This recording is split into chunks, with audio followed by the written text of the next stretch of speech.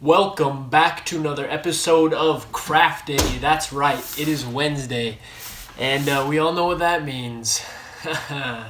Okay, so instead of doing like a craft today, we are going to do a craft, of course. We always do crafts here because it's fun. But we are going to do an art review of one of my favorite artists of all time. His name is Mark Rothko. Mark Rothko is one of my favorite artists of all time. I'm not sure why. It all has a style, you know? It has a vibe, and I really like it. He basically just paints rectangles and squares on a rectangle or a square canvas. Pretty original, kind of neat. I don't know where he gets his inspiration. In most of his paintings, he tries to convey emotions or feelings. All of it plays a role, and it all kind of combines together.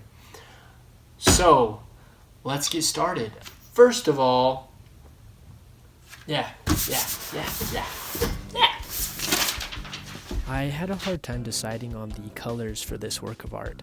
I came to the conclusion that the use of red, white, and blue was in my best interest because it allowed me to portray qualities such as freedom, liberty, and the pursuit of happiness, everything we find in the preamble of our Constitution. I started with a blue base to create a nice solid structure to work on, and I used a texturing technique to make it appear as if it were the sky or maybe the ocean. As I applied the red, as you can see here, I was going for almost a patriotic feel to really simulate the blood, all the sweat and tears that our ancestors put into the establishment of this great nation.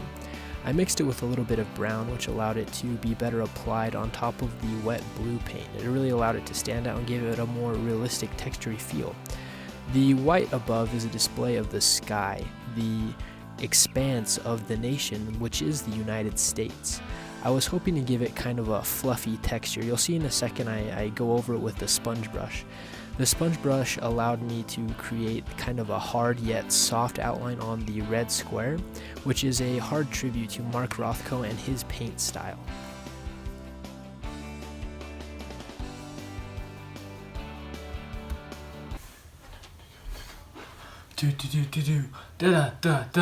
Peekaboo. All right. Mark Rothko. Ow. Alright, so that was our Mark Rothko painting experience. We learned how to be real artists at the heart and the soul. Feel free to leave a comment below what you would rate this masterpiece on a scale of 1 to 10. Wow, purely amazing. Here is the finished product.